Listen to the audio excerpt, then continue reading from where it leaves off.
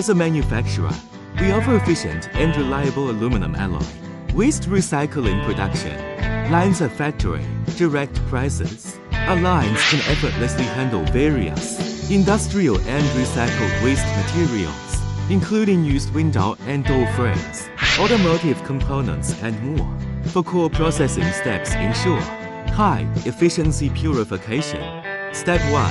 Powerful shredding pretreatment. The twin shaft shredder, with its interlocking cutter shafts, rapidly shears and tears large pieces of waste into smaller chunks, reducing the material size and lightening the load for subsequent processes. Step 2. Precise crushing and shaping. The vertical crusher works precisely through the impact of hammers and the extrusion of tooth plates. It crushes the small pieces of waste into particles ranging from 5 to 50 millimeters, ensuring thorough fragmentation of the metal. Step 3. Accurate iron removal by magnetic separation. The crushed particles pass through a permanent magnetic drum separator using magnetic fields.